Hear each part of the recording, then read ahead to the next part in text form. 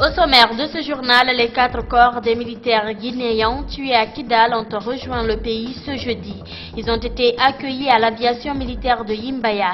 C'est un avion des Nations Unies qui a transporté les dépouilles mortelles. Et puis 13 personnes, dont 11 filles léonaises en partance pour le Koweït, ont été interceptées ce mercredi à l'aéroport de Conakry. Les présumés trafiquants de ces enfants sont en garde à vue à la direction de la police judiciaire. Vous suivrez l'interview de la vice-ambassadrice de la Sierra Leone en Guinée. Merci de nous rejoindre à Selgongo TV, aimables téléspectateurs. Bonsoir et bienvenue dans ce journal. Les corps des 4 militaires guinéens tués la semaine dernière à Kidal ont regagné Conakry ce jeudi à bord d'un vol spécial affrété par les Nations Unies. Ils ont été victimes d'une attaque terroriste dans cette région du Nord Mali, ce pays voisin en partie occupé par des rebelles depuis des années maintenant. Le ministre délégué à la Défense nationale était à l'aviation militaire de Yimbaya où s'est déroulé le cérémonial d'accueil de ces dépouilles mortelles. Suivez. Après 2 morts en novembre 2015 et 7 en février 2016, la Guinée a encore enregistré 4 militaires tués à Kidal, au Nord Mali. Une attaque des djihadistes le 8 juin dernier a occasionné ces autres cas de mort dans cette zone en conflit, ce qui complète donc le nombre à 13 casques bleus tués côté guinéen. Une semaine après cette tuerie, les 4 corps des victimes ont regagné Conakry dans un avion des Nations Unies. Le ministre en charge de la Défense nationale était à l'aviation militaire de Yimbaya pour les accueillir. Nous avons pour la première fois perdu 2 combattants. Ensuite, il y a eu 7. Aujourd'hui, ça fait 4. C'est un bilan très lourd pour le peuple de Guinée. Le Mali et la Guinée sont 2 pays frères. C'est un pays limitrophe. Nous sommes liés par l'histoire, par la géographie, par tout. Donc il ne peut pas avoir de l'instabilité dans un pays frère que notre pays soit en reste. Les membres des familles victimes étaient fortement représentés à la réception des dépouilles mortelles. La consternation et l'émotion ont dominé l'atmosphère. Les corps rapatriés sont venus avec les bagages des 4 victimes. Ce beau-frère de l'adjudant-chef Alseni Yari Conté, une des victimes, a témoigné sur la dernière communication qu'il a eue avec lui avant qu'il ne trouve la mort. J'avoue que même le jour où l'attaque est survenue, j'ai échangé avec M. Conté sur Facebook. Le lundi, il m'a appelé. J'ai dit, bon, je suis en réunion. Il a insisté et du coup, il m'a envoyé plein de ses photos. Au sorti, je l'ai appelé. Il dit, ah, j'ai appris que madame, votre femme vient d'accoucher. C'était de vous féliciter. Et je ne suis pas au pays, mais je vais libérer votre soeur et elle prendra part au baptême. Le jeudi fut le baptême de mon enfant. Le matin, il a appelé. J'ai dit, ah, nous sommes en pleine cérémonie. Il dit donc, c'était de vous féliciter encore. Donc, c'est pour dire que vraiment, je n'ai pas de mots. Je suis choqué, je suis surpris. Mais qu'est-ce que nous pouvons? Rien, c'est la volonté de Dieu. Le sous-lieutenant Soua Bounamou du bataillon d'infanterie de Kamayen, l'adjudant-chef Alseni Yari Conté du bataillon d'infanterie de Mandiana, l'adjudant-chef Ibrahima Sori Souma en service au bataillon génie militaire et le capitaine Pepe Teoro en service au bataillon maritime sont les 4 militaires tués dans cette autre attaque terroriste au Nord Mali. Page noire encore, la presse guinéenne a de nouveau perdu l'un de ses piliers. Âgé de 70 ans, Hassan Abraham Keïta, directeur de publication du très célèbre satirique Lynx, est décédé la nuit dernière des suites de maladie. Le PDG du groupe Lynx Lance parle d'une perte énorme. Souleymane Diallo déclare que Hassan était le cœur même de ce journal dont il est membre fondateur. Le groupe Gangan présente ses condoléances à Lynx Lance et à la famille de Hassan Abraham Keïta. Les réactions se succèdent et se contredisent autour de la manifestation des Guinéens de Belgique, dont certains avaient injurié le chef de l'État alors en visite dans ce pays de l'Europe. Si beaucoup ont condamné l'acte, Alucene Makanera Kake, lui, pense plutôt qu'il s'agit d'une réaction juste occasionnée par les propos inappropriés que le président de la République avait tenus au Palais du Peuple à l'occasion du forum de l'étudiant guinéen. L'ancien ministre de la Communication est l'invité de l'émission Café Débat de ce jeudi. Je vous en propose un extrait. C'est le fait de dire on n'insulte pas le président. Bien, on n'insulte pas l'homme. L'homme ne doit pas être insulté. Dieu l'a créé et l'a élevé. Maintenant, ça c'est ma position.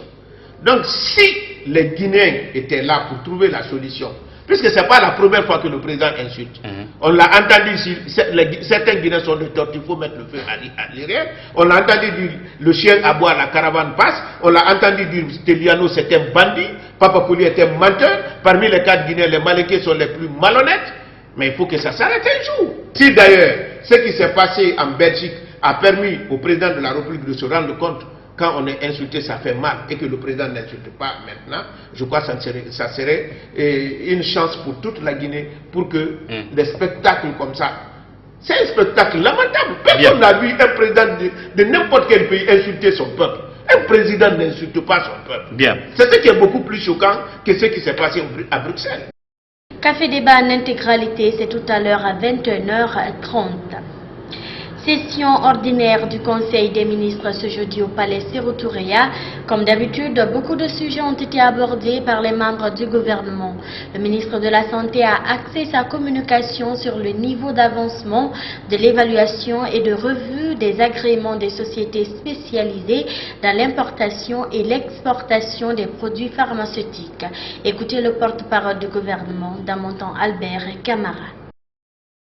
Il a rappelé que la mise en place des sociétés grossistes depuis 1985 jusqu'à nos jours a connu une déréglementation et le non-respect des normes qui a conduit le pays à dénombrer plus de 100 sociétés grossistes répartiteurs dont la plupart alimentent le marché illicite en faux médicaments. Du coup, le dérèglement devient la règle et le fonctionnement des officines privées s'en trouve affecté. La conséquence de ce dysfonctionnement est de compromettre dangereusement la santé de nos concitoyens. Le ministre a précisé que l'objectif de la Commission nationale d'évaluation et de revue des sociétés grossistes pharmaceutiques est de mettre fin aux sources d'approvisionnement de notre pays en faux médicaments, de revoir le nombre de sociétés grossistes importateurs à la baisse, d'assainir le secteur privé pharmaceutique par l'application correcte de la loi. Comme annoncé dans les titres, trafic d'êtres humains, un autre sujet de société dont on parle moins en Guinée. Pourtant, le phénomène prend de l'ampleur chez nous. 2 filles guinéennes et 11 de nationalité léonaise ont été interceptées hier mercredi à l'aéroport de Conakry alors qu'elles seraient en partance pour le Koweït. On reproche à ceux qui ont organisé ce voyage collectif de vouloir les envoyer dans ce pays du Golfe dans le but de les y soumettre à toutes sortes d'exploitations. Les présumés coupables de cette tentative, accompagnés des 13 filles, seraient tous confiés à la direction centrale de la police judiciaire. Alfred Matsuri et Bouba Camara ont rencontré la vice-ambassadeur de Sierra Leone en Guinée. Suivi.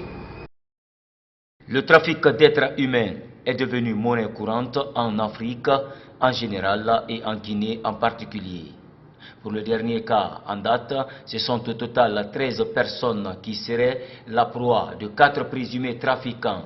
Arrêtés il y a de cela 2 jours, ces derniers et les victimes seraient confiés à la DPJ. Parmi les 13 personnes victimes, 11 sont ressortissantes de la Sierra Leone. Ils sont venus nous trouver, ils sont dit qu'il y a des ressortissants sierra-léonaises qui sont mêlés dans des trucs de trafic de Koweït et tout ça là, des auteurs de trafiquants. Et je suis partie à la DPG. Je parlais avec M. Fantaoulé Kamara. Et après, je suis partie voir le ministre de la Sécurité. Je lui ai demandé, parce que comme il y a des filles sierra-léonaises, ils sont 11. Après avoir rendu visite à ses ressortissantes sierra-léonaises, la vice-ambassadeur de ce pays s'est rendue chez le ministre de la Sécurité qui, selon Ferré Moussou Conté, veut que ce phénomène s'arrête. C'est grâce à lui aussi, il a aidé, il a appelé les gens, il a dit qu'il faut qu'on travaille main à main pour savoir comment ça se passe et pour qu'il nous donne des ressortissants sierra-léonais qui sont les filles qui sont avec nous là. Et après, quand ils ont fini avec la justice, on peut les amener. Et quand la justice, si besoin y est, vous les voir côté témoignage, nous on les fait pour les faire revenir. À la question de savoir si elle a rencontré les présumés auteurs de ce trafic, Ferré Moussou Conté a répondu oui, avant de revenir sur les échanges qu'elle a eus avec ces derniers. Oui, je les ai vus. D'abord, je voulais savoir ils viennent d'où. Oui, d'accord. C'est qui? Il y en a qui disent qu'il vient de Sierra Leone. Il y en a qui disent qu'il vient de la Guinée. Mais comme moi, je ne travaille pas à la justice et je ne suis pas policier, le boulot là, c'est avec la justice et les policiers. D'accord, ils sont au nombre de combien, les présumés coupables? Oh, ils sont environ 5 ou 4 ou 5. C'est 4 que vous avez vu ou bien 5? 4. 4. Ouais. Alors, côté victimes, elles sont au nombre de combien? Ils sont au nombre de... Pour la Sierra Leone, on a 11 et pour la Guinée, il y avait 2 filles. Parmi ces 13 filles ayant échappé au trafic d'êtres humains, 2 sont guinéennes. Les 11 autres seraient toutes de la Sierra Leone. L'ambassade de ce pays voisin dit qu'elle est déjà rentrée en contact avec les familles de ces filles. La suite de l'actualité, en interactualité donc, la crise migratoire continue de diviser les pays de l'Union européenne.